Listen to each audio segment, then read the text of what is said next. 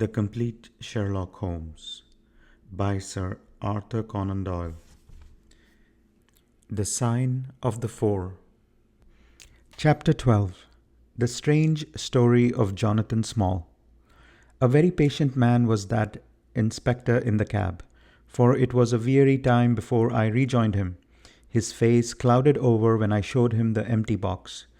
"There goes the reward," said he gloomily. "Where there is no money, there is no pay. This night's work would have been worth a tenner each to Sam Brown and me if the treasure had been there." "Mr. Thaddeus Sholto is a rich man," I said. "He will see that you are rewarded, treasure or no." The inspector shook his head despondently, however. "It is a bad job," he repeated, "and so Mr. Athelney Jones will think." His forecast proved to be correct, for the detective looked blank enough when I got to Baker Street and showed him the empty box. They had only just arrived, Holmes, the prisoner, and he, for they had changed their plans so far as to report themselves at a station upon the way. My companion lounged in his armchair with his usual listless expression, while Small sat stolidly opposite to him with his wooden leg cocked over his sound one. As I exhibited the empty box, he leaned back in his chair and laughed aloud. "This is your doing, Small," said Athelney Jones angrily. "Yes, I have put it away where you shall never lay hand upon it," he cried exultantly. "It is my treasure, and if I can't have the loot, I'll take down good care that no one else does. I tell you that no living man has any right to it, unless it is 3 men who are in the Andaman convict barracks and myself. I know now that I can not have the use of it, and I know that they cannot. I have acted all through for them as much as for myself. It has been the sign of 4 with us always. Well, I know that they would have had me do just what I have done, and throw the treasure into the Thames rather than let it go to kith or kin of Sholto or of Morstan. It was not to make them rich that we did for Achmet. You'll find the treasure where the key is and where little Tonga is. When I saw that your launch must catch us, I put the loot away in a safe place.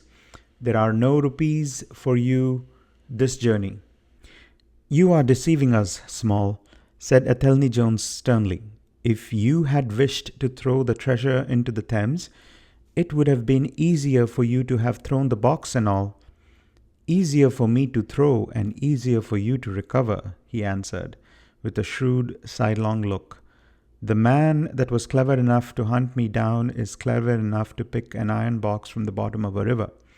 Now that they are scattered over 5 miles or so, it may be a harder job. It went to my heart to do it, though. I was half mad when you came up with us. However, there is no good grieving over it. I've had ups in my life and I've had downs, but I've learned not to cry over spilled milk." "This is a very serious matter, Small," said the detective. "If you had helped justice instead of thwarting it in this way, you would have had a better chance at your trial." "Justice?" snarled the ex-convict. "A pretty justice! Whose loot is this, if it is not ours? Where is the justice that I should give it up to those who have never earned it? Look how I have earned it. 20 long years in that fever-ridden swamp, all day at work under the mangrove tree, all night chained up in the filthy convict huts, bitten by mosquitoes, racked with ague, bullied by every cursed black-faced policeman who loved to take it out of a white man. That was how I earned the Agra treasure. And you talk to me of justice because I cannot bear to feel that I have paid this price, only that another may enjoy it? I would rather swing a score of times or have one of Tonga's darts in my hide than live in a convict cell and feel that another man is at ease in a palace with the money that should be mine."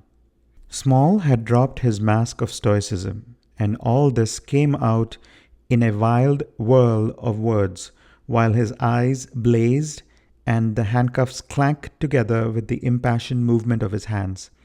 I could understand, as I saw the fury and the passion of the man, that it was no groundless or unnatural terror which had possessed Major Sholto when he first learned that the injured convict was upon his track. "You forget that we know nothing of all this," said Holmes quietly. "We have not heard your story, and we cannot tell how far justice may originally have been on your side."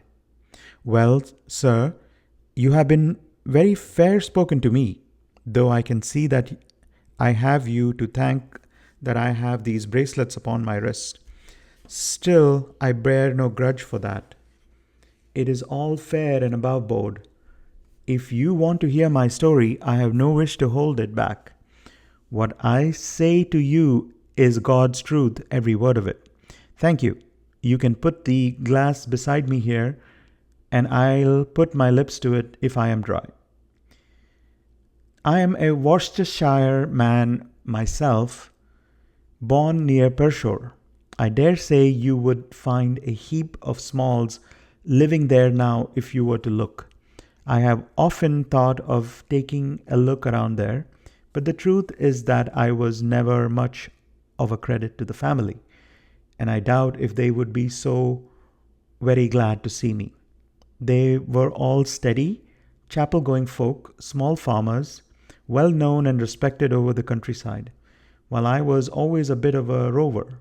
At last, however, when I was about 18, I gave them no more trouble, for I got into a mess over a girl and could only get out of it by taking the Queen's shilling and joining the 3rd Buffs, which was just starting for India. I wasn't destined to do much soldiering, however. I had just got past the goose step and learned how to handle my musket, when I was fool enough to go swimming into the Ganges. Luckily for me, my company sergeant, John Holder, was in the water at the same time, and he was one of the finest swimmers in the service. A crocodile took me, just as I was halfway across, and nipped off my right leg as clean as a surgeon could have done it, just about the knee. What with the shock and the loss of blood, I fainted, and should have drowned if Holder had not caught hold of me and paddled for the bank. I was 5 months in the hospital over it, and when at last I was able to limp out of it with this timber toe strapped to my stump, I found myself invalidated out of the army and unfitted for any active occupation. I was, as you can imagine, pretty down on my luck at this time, for I was a useless cripple, though not yet in my 20th year. However, my misfortune soon proved to be a blessing in disguise. A man named Abel White, who had come out of there as an indigo planter, wanted an overseer to look after his coolies and keep them up to their work. He happened to be a friend of our colonel's, who had taken an interest in me since the accident. To make a long story short, the colonel recommended me strongly for the post, and as the work was mostly to be done on horseback, my leg was no great obstacle, for I had enough need left to keep a good grip on the saddle. What I had to do was to ride over the plantation, to keep an eye on the men as they worked, and to report the idlers. The pay was fair, I had comfortable quarters, and altogether I was content to spend the remainder of my life in indigo planting. Mr. Abel White was a kind man, and he would often drop into my little shanty and smoke a pipe with me. For white folk out there feel their hearts warm to each other as they never do here at home. Well, I was never in luck's way long. Suddenly, without a note of warning, the great mutiny broke upon us. 1 month India lay still and peaceful, to all appearance, as Surrey or Kent. The next, there were 200,000 black devils let loose, and the country was a perfect hell. Of course, you know all about it, gentlemen, a great deal more than I do, very like, since reading is not in my line. I only know what I saw with my own eyes. Our plantation was at a place called Mutra, near the border of northwest provinces. Night after night, the whole sky was alight with burning bungalows, and day after day, we had small companies of Europeans passing through our estate with their wives and children on their way to Agra, where were the nearest troops. Mr. Abel White was an obstinate man. He had it in his head that the affair had been exaggerated and that it would blow over as suddenly as it sprung up. There he sat on his veranda, drinking whiskey pegs and smoking cheroots, while the country was in a blaze about him. Of course, we stuck by him, I and Dawson, who, with his wife, used to do the bookwork and the managing. Well, one fine day the crash came. I had been away on a distant plantation and was riding slowly home in the evening when my eye fell upon something all huddled together at the bottom of a steep nullah. I rode down to see what it was, and the cold struck through my heart when I found it was Dawson's wife, all cut into ribbons and half eaten by jackals and native dogs. A little further up the road, Dawson himself was lying on his face, quite dead, with an empty revolver in his hand and 4 sepoys lying across each other in front of him. I reined up my horse, wondering which way I should turn, but at that moment I saw thick smoke curling up from Abel White's bungalow and the flames beginning to burst through the roof. I knew then that I could do my employer no good, but would only throw my own life away if I meddled in the matter. From where I stood, I could see hundreds of the black fiends with their red coats still up on their backs, dancing and howling round the burning house. Some of them pointed at me, and a couple of bullets sang past my head. So I broke away across the paddy fields and found myself late at night, safe within the walls at Agra. As it proved, however, there was no great safety there either. The whole country was up like a swarm of bees. Wherever the English could collect in little bands, they held just the ground that their guns commanded. Everywhere else they were helpless fugitives.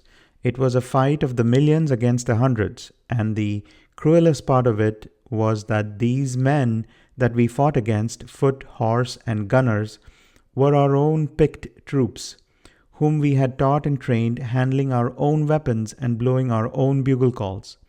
At Agra, there were the 3rd Bengal Fusiliers, some Sikhs, 2 troops of horse, and a battery of artillery. A volunteer corps of clerks and merchants had been formed, and this I joined, wooden leg and all. We went out to meet the rebels at Shahganj early in July, and we beat them back for a time, but our powder gave out, and we had to fall back upon the city. Nothing but the worst news came to us from every side, which is not to be wondered at. For if you look at the map, you will see that we were right in the heart of it. Lucknow is rather better than 100 miles to the east, and Kanpur about as far to the south. From every point on the compass, there was nothing but torture and murder and outrage. The city of Agra is a great place, swarming with fanatics and fierce devil worshippers of all sorts. Our handful of men were lost among the narrow, winding streets. Our leader moved across the river, therefore, and took up his position in the old fort of Agra. I don't know if any of you gentlemen have heard or read anything about that old fort. It is a very queer place, the queerest that ever I was in, and I have been in some rum corners too. First of all, it is enormous in size. I should think that the enclosure must be acres and acres. There is a modern part which took all our garrison, women, children, stores, and everything else, with plenty of room over. But the modern part is nothing like the size of the old quarter, where nobody goes, and which is given over to the scorpions and the centipedes. It is all full of great deserted halls, and winding passages and long corridors twisting in and out, so that it is easy enough for folk to get lost in. For this reason, it was seldom that anyone went into it, though now and again a party with torches might go exploring. The river washes along the front of the old fort and so protects it, but on the sides and behind there are many doors, and these had to be guarded. Of course, in the old quarter as well as that in which was actually held by our troops. We were short-handed, with hardly men enough to man the angles of the building and to serve the guns. It was impossible for us, therefore, to station a strong guard at every one of those innumerable gates. What we did was to organize a central guardhouse in the middle of the fort, and to leave each gate under the charge of one white man and 2 or 3 natives. I was selected to take charge during certain hours of the night of a small isolated door upon the southwest of the building. 2 sick troopers were placed under my command, and I was instructed, if anything went wrong, to fire my musket when I might rely upon help coming at once from the central guard. As the guard was a good 200 paces away, however, and as the space between was cut up into a labyrinth of passages and corridors, I had great doubts as to whether they could arrive in time to be of any use in case of an actual attack. I was pretty proud of having this small command given to me, since I was a raw recruit and a game-legged one at that. For 2 nights I kept watch with my Punjabis. They were tall, fierce-looking chaps, Mohammed Singh and Abdullah Khan by name, both old fighting men who had borne arms against us at Chilianwala. They could talk English pretty well, but I could get little out of them. They preferred to stand together and jabber all night in their queer Sikh lingo. For myself, I used to stand outside the gateway looking down the broad, winding river and on the twinkling lights of the great city. The beating of drums, the rattle of tom-toms, and the yells and howls of the rebels, drunk with opium and with bhang, were enough to remind us all night of our dangerous neighbors across the stream. Every 2 hours, the officer of the night used to come round to all the posts to make sure that all was well. The 3rd night of my watch was dark and dirty, with a small driving rain. It was dreary work standing in the gateway hour after hour in such weather. I tried again and again to make my Sikhs talk, but without much success. At 2 in the morning, the rounds passed and broke for a moment the weariness of the night. Finding that my companions would not be led into conversation, I took out my pipe and laid down my musket to strike a match. In an instant, the 2 Sikhs were upon me. One of them snatched my firelock up and levelled it at my head, while the other held a great knife to my throat and swore between his teeth that he would plunge it into me if I moved a step. My first thought was that these fellows were in league with the rebels, and that this was the beginning of an assault. If our door were in the hands of the sepoys, the place must fall, and the women and children be treated as they were in Cawnpore. Maybe you gentlemen think that I am making out a case for myself, but I give you my word when I thought that, though I felt the point of the knife at my throat, I opened my mouth with the intention of giving a scream, if it was my last one, which might alarm the main guard. The man who held me seemed to know my thoughts, for even as I braced myself to do it, he whispered, "Don't make a noise. The fort is safe enough. There are no rebel dogs on this side of the river." There was a ring of truth in what he said, and I knew that if I raised my voice, I was a dead man. I could read it in the fellow's brown eyes. I waited, therefore, in silence to see what it was that they wanted from me. "Listen to me, Sahib," said the taller fiercer of the pair, the one whom they called Abdullah Khan. You must either be with us now or you must be silenced forever. The thing is too great for one of us to hesitate. Either you are heart and soul with us on your oath on the cross of the Christians, or your body this night shall be thrown into the ditch, and we shall pass over to our brothers in the rebel army. There is no middle way. Which is it to be, death or life? We can only give you 3 minutes to decide, for the time is passing, and all must be done before the rounds come again. How can I decide? Said I. You have not told me what you want of me, but I tell you now that if it is anything against the safety of the fort, I will have no truck with it. So you can drive home your knife and welcome. It is nothing against the fort, said he. We only ask you to do that which your countrymen come to this land for. We ask you to be rich. If you will be one of us this night, we will swear to you upon the naked knife and by the threefold oath, which no Sikh has ever known to break, that you shall have your fair share of the loot.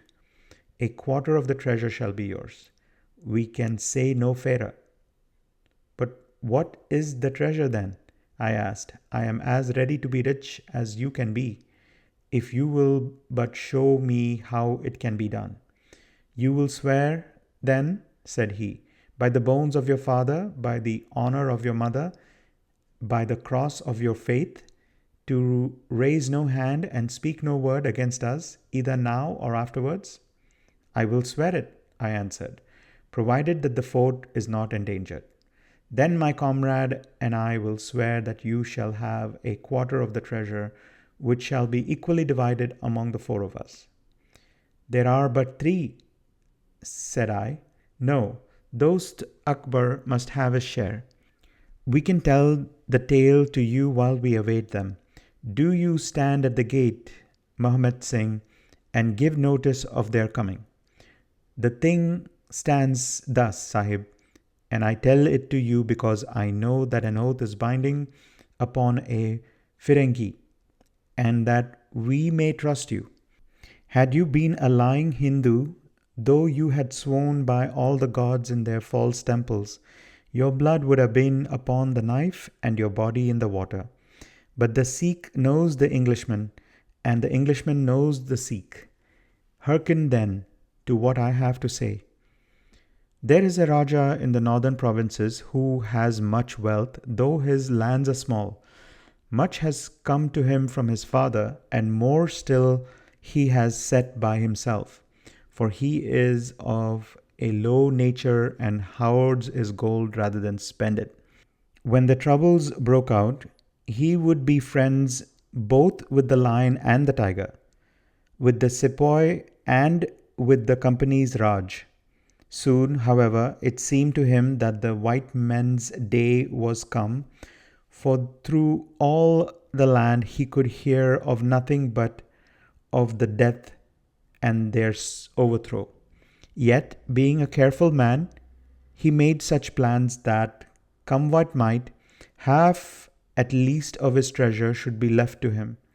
That which was in gold and silver he kept by him in the walls of his palace, but the most precious stones and the choicest pearls that he had put in an iron box and sent it by a trusty servant, who, under the guise of a merchant, should take it to the fort at Agra, there to lie until the land is at peace.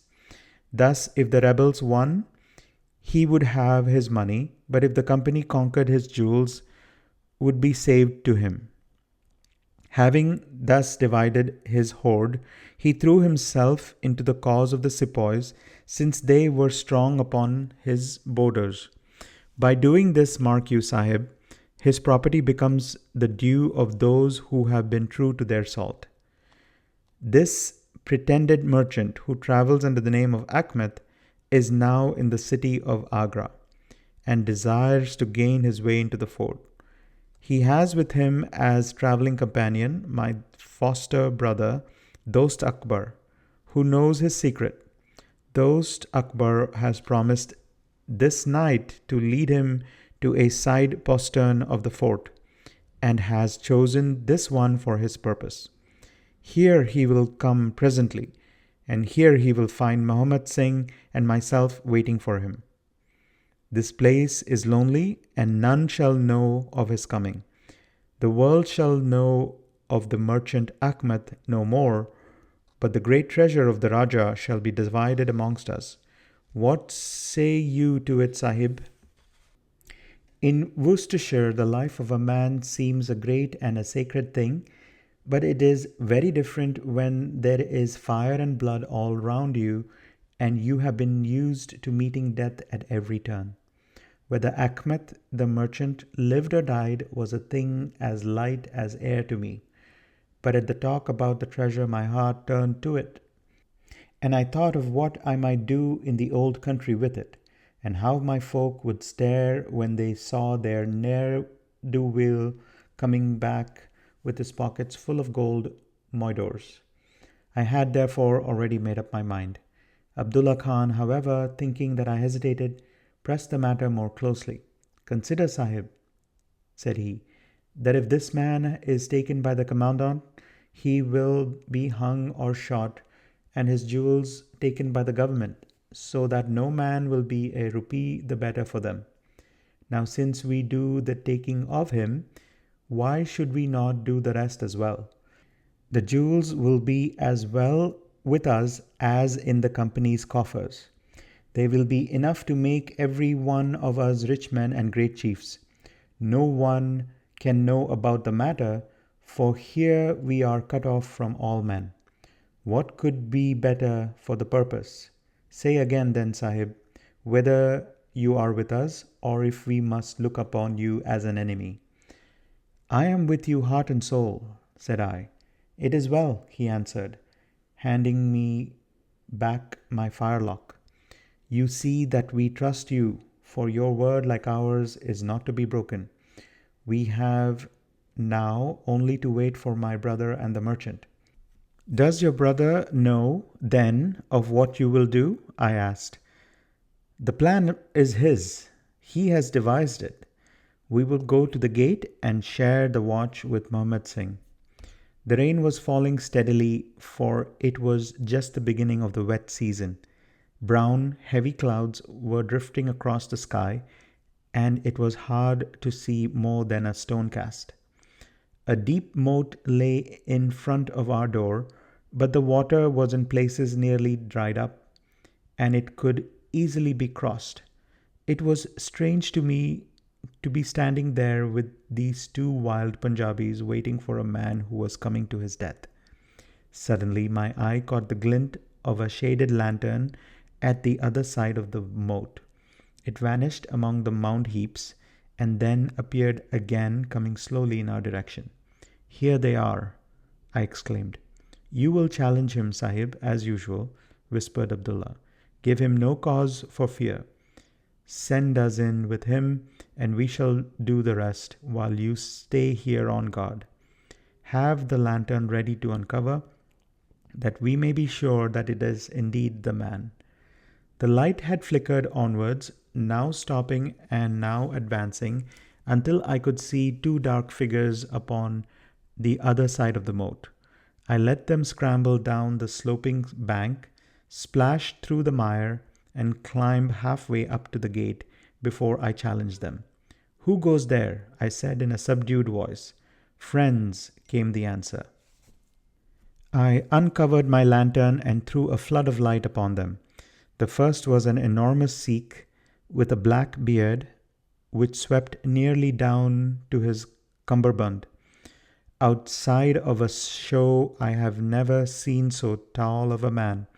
The other was a little fat round fellow with a great yellow turban and a bundle in his hand, done up in a shawl. He seemed to be all in a quiver with fear, for his hands twitched as if he had the ague, and his head kept turning to left and right with two bright little twinkling eyes, like a mouse when he ventures out from his hole. It gave me the chills to think of killing him. But I thought of the treasure, and my heart set as hard as flint within me. When he saw my white face, he gave a little chirrup of joy and came running towards me. Your protection, Sahib, he panted. Your protection for the unhappy merchant, Ahmed. I have travelled across Rajputana that I might seek the shelter of the fort of Agra. I have been robbed and beaten and abused because I have been the friend of the company. It is a blessed night, this, when I am once more in safety, I and my poor possessions. What have you in the bundle? I asked. An iron box, he answered, which contains one or two little family matters which are of no value to others, but which I should be sorry to lose. Yet I am not a beggar, and I shall reward you, young Sahib, and your governor also, if he will give me the shelter I ask. I could not trust myself to speak longer with the man. The more I looked at his fat, frightened face, the harder did it seem that we should slay him in cold blood. It was best to get it over. Take him to the main guard, said I. The two Sikhs closed in upon him on each side, and the giant walked behind, while they marched in through the dark gateway. Never was a man so compassed round with death. I remained at the gateway with the lantern. I could hear the measured tramp of their footsteps sounding through the lonely corridors. Suddenly it ceased, and I heard voices and a scuffle with the sound of blows. A moment later there came, to my horror, a rush of footsteps coming in my direction, with the loud breathing of a running man. I turned my lantern down the long, straight passage, and there was the fat man running like the wind, with the smear of blood across his face, and close at his heels, bounding like a tiger, the great black-bearded Sikh, with a knife flashing in his hand. I have never seen a man run so fast as that little merchant. He was gaining on the Sikh, and I could see that if he once passed me and got to the open air, he would save himself yet. My heart softened to him, but the thought of his treasure turned me hard and bitter. I cast my firelock between his eyes as he raced past, and he rolled twice over like a shot rabbit. Ere he could stagger to his feet, the Sikh was upon him and buried his knife twice in his side. The man never uttered moan nor moved muscle, but lay where he had fallen. I think myself that he may have broken his neck with the fall. You see, gentlemen, that I am keeping my promise. I am telling you every work of the business just exactly as it happened, whether it is in my favor or not. He stopped and held out his manacled hands for the whiskey and water which Holmes had brewed for him. For myself, I confess that I had now conceived the utmost horror of the man, not only for this cold-blooded business in which he had been concerned, but even more for somewhat flippant and careless way in which he narrated it. Whatever punishment was in store for him, I felt that he might expect no sympathy from me. Sherlock Holmes and Jones sat with their hands upon their knees, deeply interested in the story, but with the same disgust written upon their faces.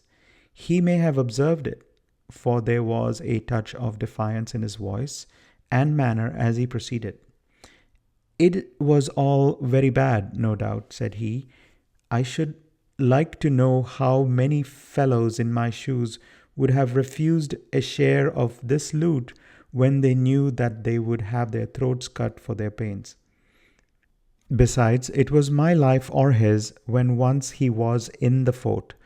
If he had got out, the whole business would come to light, and I should have been court-martialed and shot, as likely as not, for people were not very lenient at a time like that. Go on with your story, said Holmes shortly. Well, we carried him in, Abdullah, Akbar and I. A fine weight he was too, for all that he was so short. Muhammad Singh was left to guard the door. We took him to a place which the Sikhs had already prepared. It was some distance off, where a winding passage leads to a great empty hall, the brick walls of which were all crumbling to pieces. The earth floor had sunk in at one place, making a natural grave. So we left Ahmed the merchant there, having first covered him over with loose bricks. This done, we all went back to the treasure. It lay where he had dropped it when he was first attacked. The box was the same which now lies upon your table. A key was hung by a silken cord to that carved handle upon the top. We opened it, and the light of the lantern gleamed upon a collection of gems such as I have read of and thought about when I was a little lad at Pershore. It was blinding to look upon them. When we had feasted our eyes, we took them all out and made a list of them. There were 143 diamonds of the first water, including one which has been called, I believe, the Great Mughal, and is said to be the second largest stone in existence. Then there were 97 very fine emeralds and 170 rubies, some of which, however, were small. There were 40 carbuncles, 210 sapphires, 61 agates, and a great quantity of beryls, onyxes, cat's eyes, turquoises, and other stones, the very names of which I did not know at the time, though I have become familiar with them since. Besides this, there were nearly 300 very fine pearls, 12 of which were set in a gold coronet. By the way, these last had been taken out of the chest and were not there when I recovered it. After we had counted our treasures, we put them back into the chest and carried them to the gateway to show them to Muhammad Singh. Then we solemnly renewed our oath to stand by each other and be true to our secret. We agreed to conceal our loot in a safe place until the country should be at peace again, and then to divide it equally amongst ourselves. There was no use dividing it at present, for if gems of such value were found upon us, it would cause great suspicion, and there was no privacy in the fort nor any place where we could keep them. We carried the box, therefore, into the same hall where we had buried the body, and there, under certain bricks in the best preserved wall, we made a hollow and put our treasure. We made careful note of the place, and next day I drew 4 plans, one for each of us, and put the sign of the 4 of us at the bottom. For we had sworn that we should each always act for all, so that none might take advantage. That is an oath that I put upon my hand to heart and swear that I have never broken. Well, there is no use my telling you, gentlemen, what came of the Indian mutiny. After Wilson took Delhi and Sir Colin relieved Lucknow, the back of the business was broken. Fresh troops came pouring in, and Nana Sahib made himself scarce over the frontier. A flying column under Colonel Greathead came around to Agra and cleared the Pandis away from it. Peace seemed to be settling upon the country, and we 4 were beginning to hope that the time was at hand when we might safely go off with our shares of the plunder. In a moment, however, our hopes were shattered by our being arrested as the murderers of Ahmed. It came about in this way. When the Raja puts his jewels into the hands of Ahmed, he did it because he knew that he was a trusty man. They are suspicious folk in the East. However, so what does this Raja do but take a second, even more trusty servant and set him to play the spy upon the first? The second man was ordered never to let Ahmed out of his sight, and he followed him like his shadow. He went after him that night and saw him pass through the doorway. Of course, he thought he had taken refuge in the fort and applied for admission there himself next day, but could find no trace of Achnath. This seemed to him so strange that he spoke about it to a sergeant of guides, who brought it to the ears of the commandant. A thorough search was quickly made, and the body was discovered. Thus, at the very moment that we thought that all was safe, we were all four seized and brought to trial on a charge of murder. 3 of us because we had held the gate that night, and the 4th because he was known to be in the company of the murdered man. Not a word about the jewels came out at the trial, for the Raja had been deposed and driven out of India. So no one had any particular interest in them. The murder, however, was clearly made out, and it was certain that we must have been concerned in it. The 3 Sikhs got penal servitude for life, and I was condemned to death, though my sentence was afterwards commuted into the same as the others. It was a rather queer position that we found ourselves in. There we were, all 4 tied by the leg, with precious little chance of ever getting out again, while we each held a secret that might have put each of us in a palace if we could only have made use of it.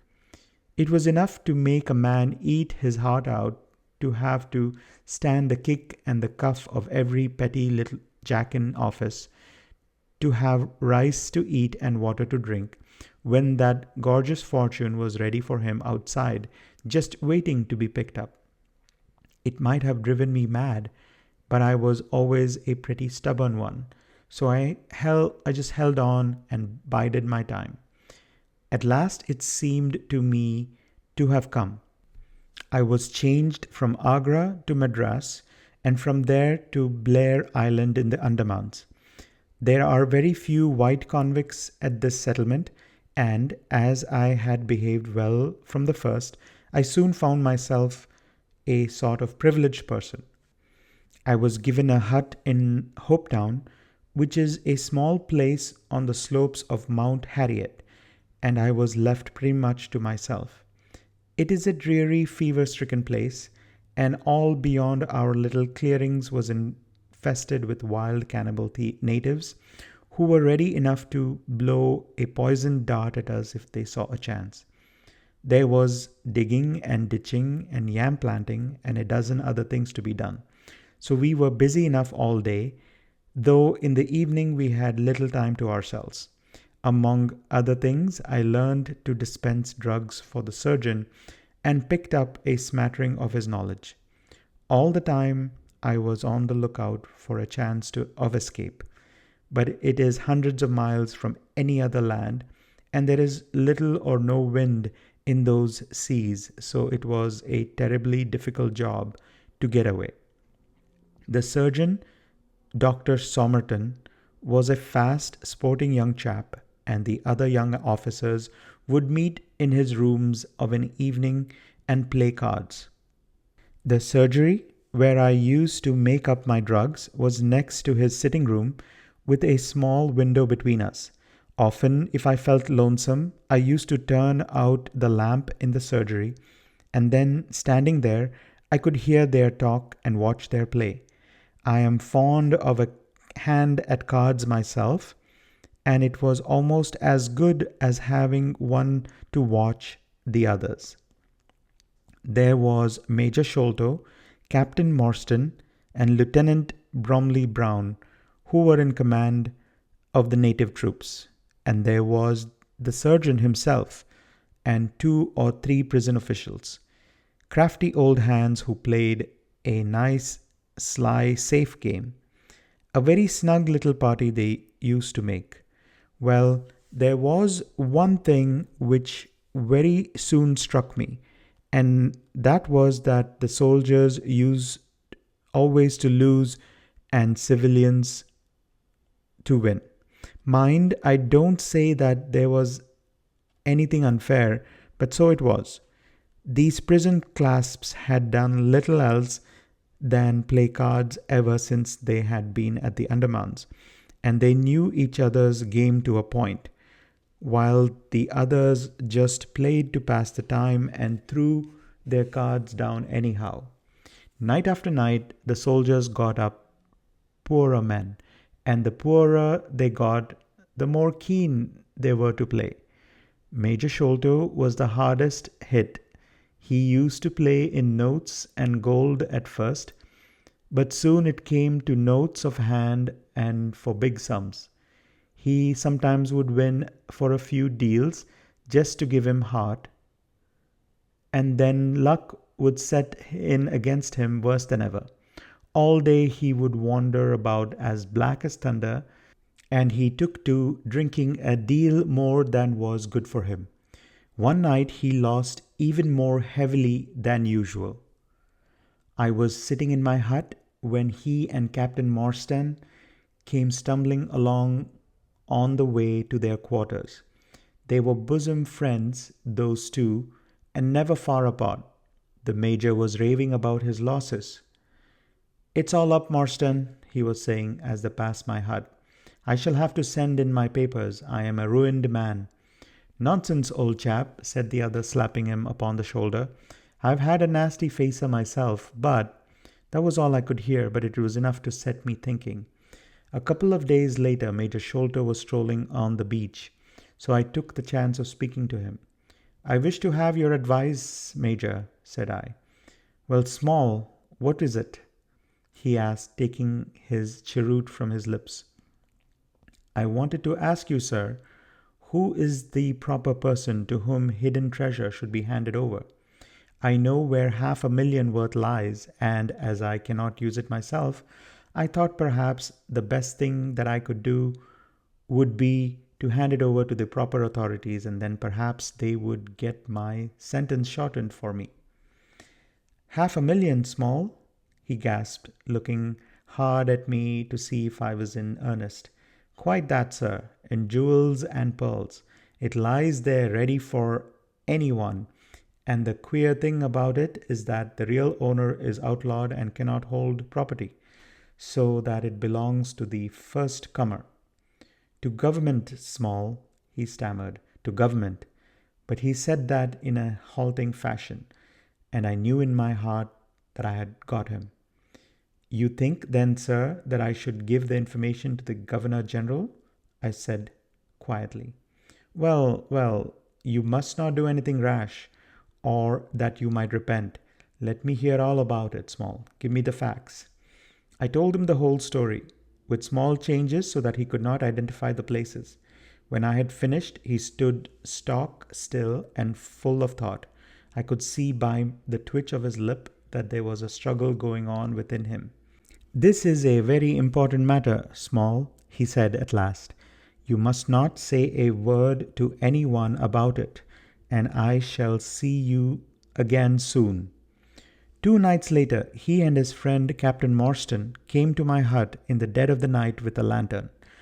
"I want you to just let Captain Morstan hear that story from your own lips, Small," said he.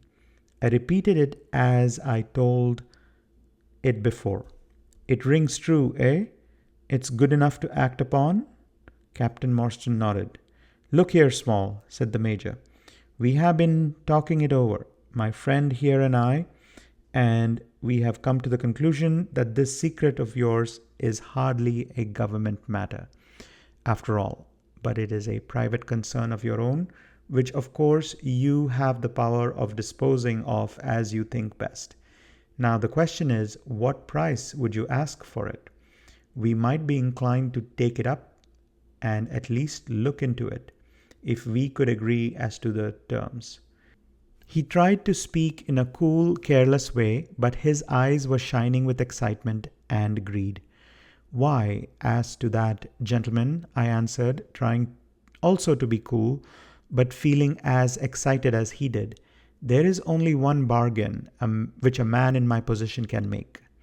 I shall want you to help me to my freedom and to help my 3 companions to theirs.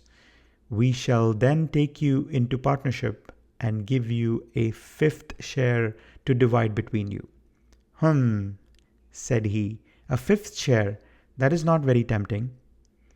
"It would come to 50,000 apiece," said I. "But how can we gain your freedom? You know very well that you ask an impossibility." "Nothing of the sort," I answered. "I have thought it all out to the last detail. The only bar to our escape is that we can get no boat fit for the voyage, and no provisions to last us for so long a time. There are plenty of little yachts and yawls at Calcutta or Madras which should serve our turn well. Do you bring one over. We shall engage to get aboard by night, and if you will drop us on any part of the Indian coast, you will have done your part of the bargain." "If there were only one," he said. "None or all," I answered. "We have sworn it. The four of us must always act together." "You see, Marston," said he, "Small is a man of his word. He does not flinch from his friend. I think we may well trust him." "It is a dirty business," the other answered. "Yet, as you say, the money would save our commissions handsomely." "Well, Small," said the Major, "we must, I suppose, try and meet you. We must first, of course, test the truth of your story. Tell me where the box is hid, and I shall get leave of absence and go back to India in the monthly relief boat to inquire into the affair." "Not so fast," said I, growing colder as he got hot. "I must have the consent of my 3 comrades. I tell you that it is 4 or none with us." "Nonsense," he broke in. "What have 3 black fellows to do with our agreement?" "Black or blue," said I, "they are in with me, and we all go together." Well, the matter ended by a second meeting, at which Muhammad Singh, Abdullah Khan, and Dost Akbar were all present. We talked the matter over again, and at last we came to an agreement. We were to provide both the officers with charts of the part of the Agra fort and mark the place in the wall where the treasure was hid. Major Sholto was to go to India to test our story. If he found the box, he was to leave it there, to send out a small yacht provisioned for a voyage, which was to lie off Rutland Island, and to which we were to make our way, and finally to return to his duties. Captain Morstan was then to apply for leave of absence to meet us at Agra, and there we were to have a final division of the treasure, he taking the major's share as well as his own. All this was sealed by the most solemn oaths that mind could think of or lips utter. I sat up all night with paper and ink, and by the morning I had 2 charts all ready, signed with the sign of 4, that is, Abdullah, Akbar, Muhammad, and myself. Well, gentlemen, I weary you with my long story, and I know that my friend Mr. Jones is impatient for me to get safely stowed in Choki. I'll make it as short as I can. The villain Sholto went off to India, but he never came back again. Captain Morstan showed me his name among a list of passengers in one of the mail boats very shortly afterwards. His uncle had died, leaving him a fortune, and he had left the army. Yet he could stoop to treat 5 men as he had treated us. Morstan went over to Agra shortly afterwards, and found, as we expected, that the treasure was indeed gone. The scoundrel had stolen it all without carrying out one of the conditions on which we had sold him the secret. From that day I lived only for vengeance. I thought of it by day and I nursed it by night. It became an overpowering, absorbing passion of mine. I cared nothing for the law, nothing for the gallows. To escape, to track down Sholto, to have my hand upon his throat, that was my one thought. Even the Agra treasure had come to be a smaller thing in my mind than the slaying of Sholto. Well, I have set my mind on many things in life, and never one which I did not carry out. But it was weary years before my time came. I have told you that I had picked up something of medicine. One day, when Dr. Somerton was down with a fever, a little Andaman islander was picked up by a convict gang in the woods. He was sick to death and had gone to a lonely place to die. I took him in hand, though he was as venomous as a young snake, and after a couple of months I got him all right and able to talk. He took a kind of fancy to me then, and would hardly go back to his woods, but was always hanging out about my hut. I learned a little of his lingo from him, and this made him all the fonder of me. Tonga, for that was his name, was a fine boatman and owned a big roomy canoe of his own. When I found that he was devoted to me and would do anything to serve me, I saw a chance of escape. I talked it over with him. He was to bring his boat round on a certain night to an old wharf which was never guarded, and there he was to pick me up. I gave him directions to have several gourds of water and a lot of yams, coconuts, and sweet potatoes. He was staunch and true, was little Tonga. No man ever had a more faithful mate, and at night named he had his boat at the wharf. As it chanced, however, there was one of the convict guard down there, a vile Pathan who had never missed a chance of insulting and injuring me. I had always vowed vengeance, and now I had my chance. It was as if fate had placed him in my way that I may pay my debt before I left the island. He stood on the bank with his back to me and his carbine on his shoulder. I looked about for a stone to beat out his brains with, but none could I see. Then a queer thought came into my head and showed me where I could lay my hand on a weapon. I sat down in the darkness and unstrapped my wooden leg. With 3 long hops I was on him. He put his carbine to his shoulder, but I struck him full and knocked the whole front of his skull in. You can see the split in the wood now where I hit him. We both went down together, for I could not keep my balance. But when I got up, I found him still lying quiet enough. I made for the boat, and in an hour we were well out at sea. Tonga had brought all his earthly possessions with him, his arms and his gods. Among other things, he had a long bamboo spear and some Andaman cocoa-nut matting, with which I made a sort of sail. For 10 days we were beating about, trusting to luck, and on the 11th we were picked up by a trader which was going from Singapore to Jeddah with a cargo of Malay pilgrims. They were a rum crowd, and Tonga and I soon managed to settle down among them. They had one very good quality. They let you alone and asked no questions. Well, if I were to tell you all the adventures that my little chum and I went through, you would not thank me, for I would have you here until the sun was shining. Here and there we drifted about the world, something always turning up to keep us from London. All the time, however, I never lost sight of my purpose. I would dream of Sholto at night. 100 times I have killed him in my sleep. At last, however, some 3 or 4 years ago, we found ourselves in England.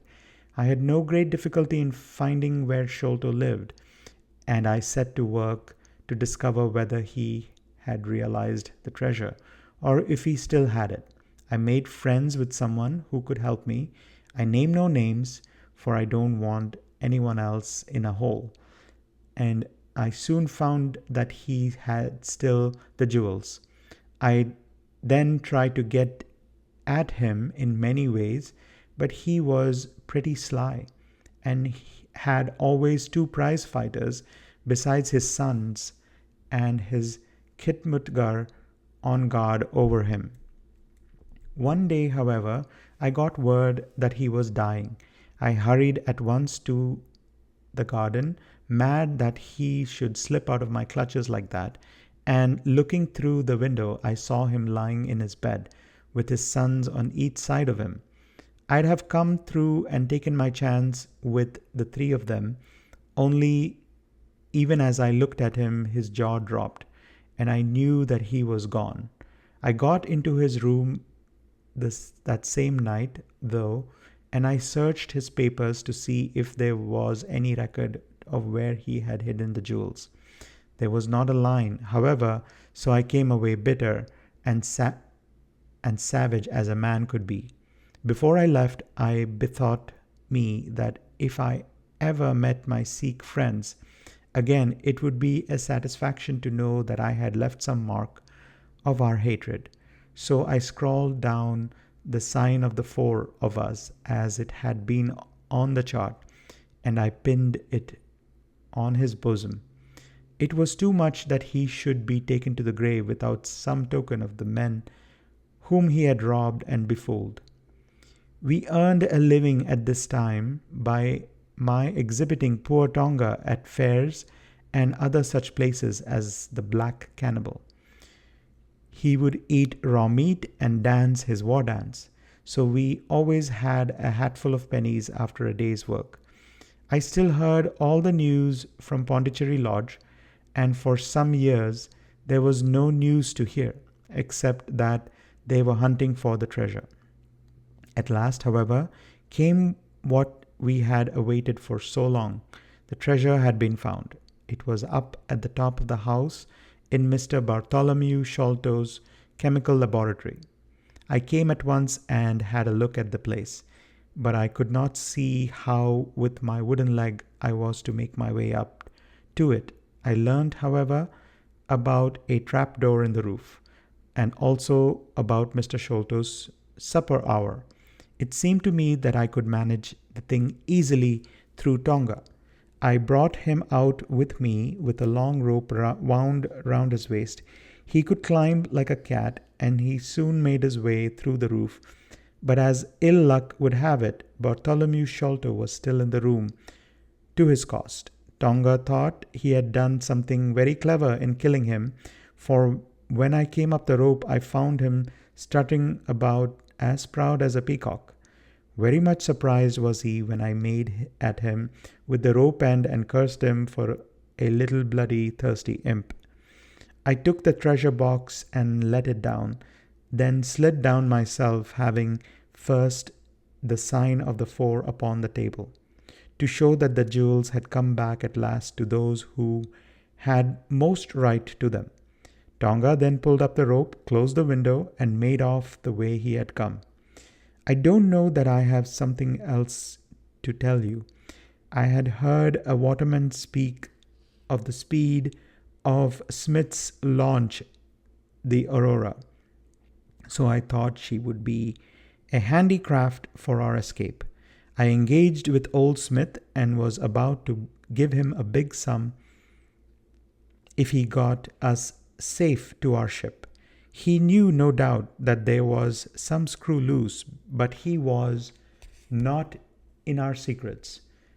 All this is the truth, and if I tell it to you, gentlemen, it is not to amuse you, for you have not done me a very good turn, but it is because I believe the best defense I can make is just to hold back nothing, but let all the world know how badly I have myself been served by Major Sholto, and how innocent I am of the death of his son. A very remarkable account, said Sherlock Holmes. A fitting wind-up to an extremely interesting case. There is nothing at all new to me in the latter part of your narrative, except that you brought your own rope. That I did not know. By the way, I had hoped that Tonga had lost all his darts, yet he managed to shoot one at us in the boat. He had lost them all, sir, except the one which was in his blowpipe at the time. Ah, of course, said Holmes. I had not thought of that. Is there any other point which you would like to ask about? Asked the convict affably. I think not. Thank you, my companion answered.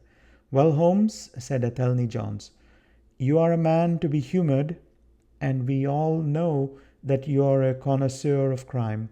But duty is duty, and I have gone rather far in doing what you and your friend have asked me. I shall feel more at ease when we have our storyteller here safe under lock and key. The cab still awaits, and there are 2 inspectors downstairs. I am much obliged to you both for your assistance. Of course, you will be wanted at the trial. Good night to you. Good night, gentlemen both, said Johnathan Small.